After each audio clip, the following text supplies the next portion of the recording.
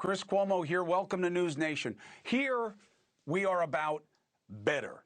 That's what we all want, right? Well, not all of us. I mean, those of us interested in something other than increasing our following and our flow of cash. Those of us who actually want a better society.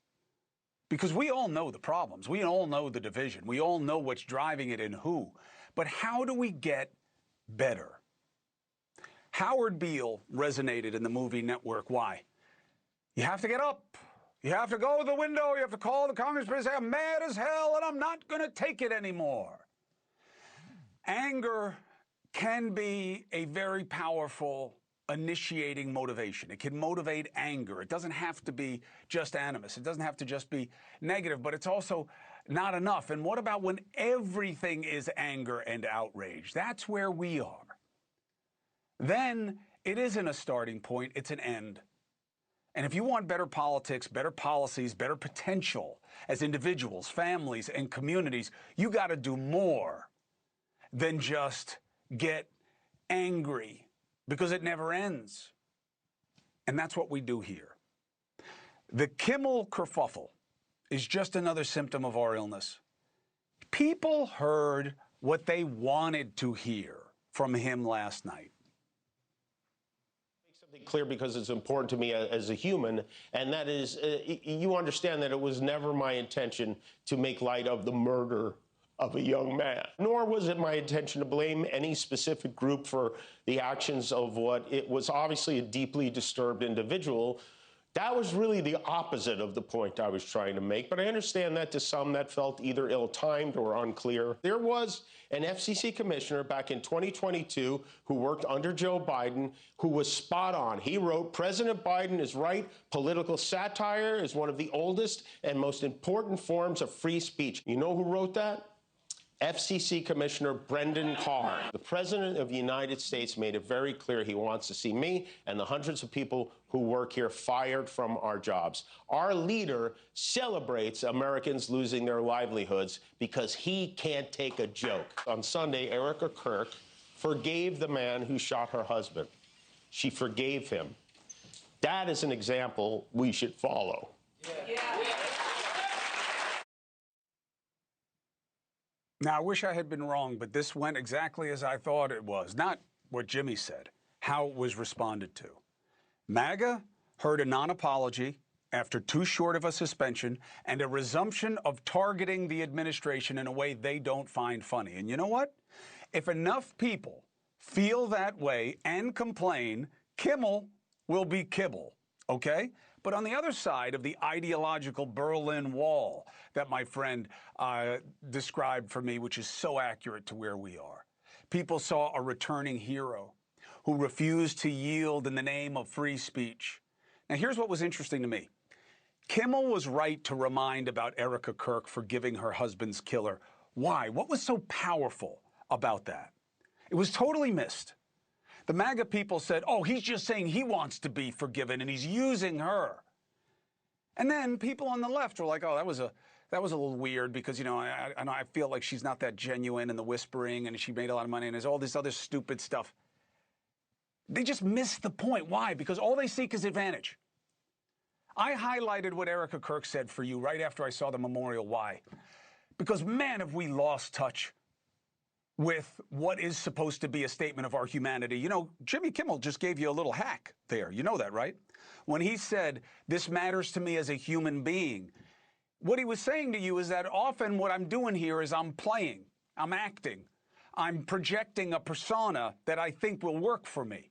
A lot of people in the media do that, okay? The only difference between me here and when I'm not here is that I curse a lot more when I'm not here.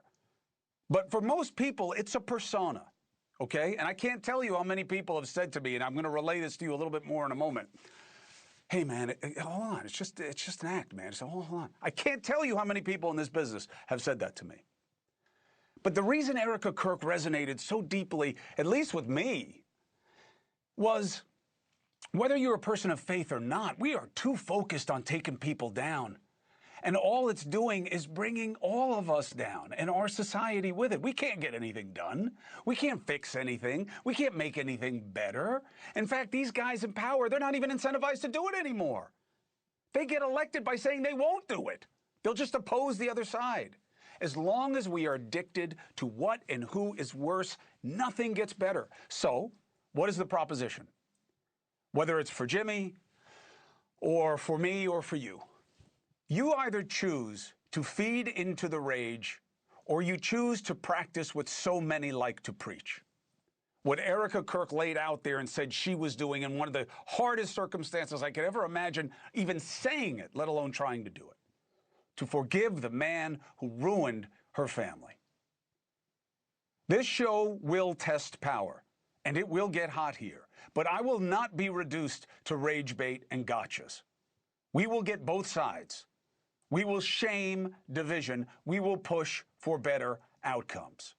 Now, you can say I'm part of the problem, but I'm not out there chasing viral moments or faking hot takes or convincing you to hate a side. And I know I could pick a side and do very, very well, because let me tell you something. The people I see succeeding are not impressive to me. But I've made a decision. I owe it to my family and my country to do better than I've done in the past. There's no success. I've had all the success, and there is no success that fills this dissatisfaction I have with where we are. There's no success that I could have from here on out that would mask the shame that should come with it of the people who are succeeding that way right now. I believe nothing gets better until we stop rewarding empty outrage. The digital denizens using their platforms to stop people on the street. What do you think? You have something nasty to say? Looking to fuel the fire, jumping lawmakers, hunting for heat, not light. They're all noise, no signal, and they know it. And that's why what they celebrate is their reach. Oh, thank you for more followers. And that's why they're so forgettable and why they need a new fix so often. There's got to be a new thing they're pissed about, like every 5 minutes. They make nothing better other than their bank accounts by tripping algorithms that are designed to reward the wrong things. So I'm not just talking about the players. I'm talking about those running the game. Did you know over 40% of the S&P 500 are now tech companies? My man Scott Galloway, Professor G, was educating me about this the other day. And you know how they fuel their growth, right? Attention. And you know what the choice is of how to get that attention, right? It's to monetize outrage. You know it's intentional, right? You know they amplify it by design using the algorithms. This is their business plan. And how do the other 60% of the companies get in on the action? Where do they put their ads? Next to the most outrageous content. Engagement equals enragement. You really should flip that. Enragement is engagement. I piss you off, I got you. And this rage economy is what too often motivates my business. Fox News is the top of the food chain, right? Here's what their big names have been putting out after what we just all suffered as a tragedy in this country. Or involuntary lethal injection or something, just kill him. And we're going to avenge Charlie's death in the way Charlie would want it to be avenged. They are at war with us. Whether we want to accept it or not, they are at war with us. We don't care. We don't care about your both sides argument. That shit is dead. What we need to do is either leave the UN or we need to bomb it. It is in New York, though, right? Yeah, it Could is. be some fallout there. Yeah, yeah. All right. Maybe gas it. Having a smile doesn't make something funny. Saying to avenge Kirk, blow up the UN, now you say that stuff? But it wasn't funny when Kimmel said something much less inflammatory, right? It's so disingenuous. It's so hollow. They have to know they are provoking people. They just don't think it's going to affect them in any way but more ratings. But think of it this way. They've said plenty of nasty stuff about me, right? If I were to act on that invective and I were to find one of those guys, or I were to find all of them without cameras, and I was to return their anger and want to act on their words and their insults, you know what they would say? Whoa, calm down, man. Oh, you're taking this too seriously. No, I didn't mean it that way. Come on, man. I'm on the show, man. And I've heard that before. Because now they're worried about the implications. See, the problem is there are too many people out there hearing what they put out, not getting that second message. To calm down. I don't mean it that way. And you wonder why we've had another political shooting already. And what are they getting all angry about? What are they telling you to blow up the UN for? Trump's escalator stopping at the UN? And now the president is demanding an investigation? Good. Why don't we investigate your new crypto business and your plan to privatize our currency reserves? Why don't we investigate that? Look at how we're treating another act of political violence that just happened in Texas at the ICE facility. I told you there was going to be more, and there's going to be more after this. Why wouldn't they? Everything we're doing is motivating more. Think about how crazy this is if you're a parent. You get a call from school that your kid did something stupid. Kid comes home. You look at your wife. Your wife looks at you. Is the first line of inquiry, this is you, this is how you raised him. No, this is how you raised him. This is your son. That comes way later.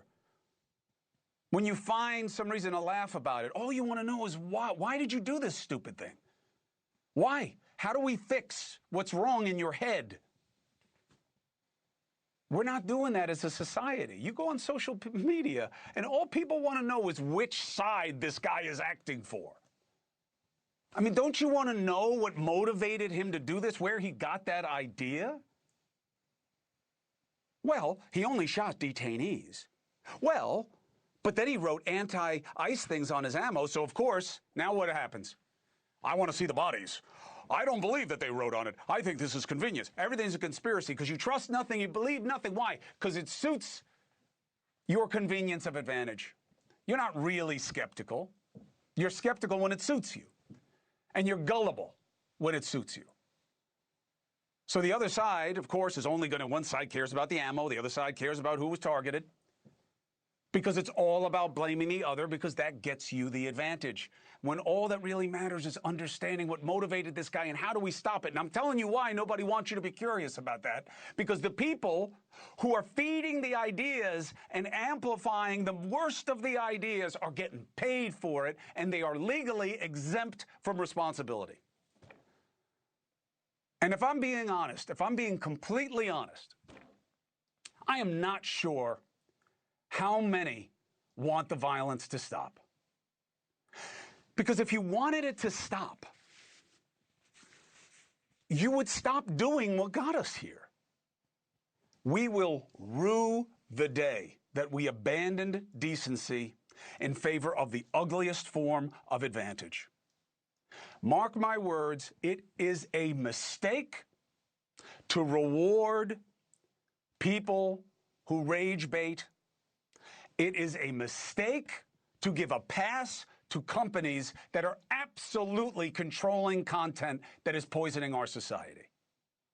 I will not be a part of it, and I promise you that on this show every night. Thank you for watching. Subscribe below and download our NewsNation app right now on your phone, and you will get fact-based, unbiased news for all Americans.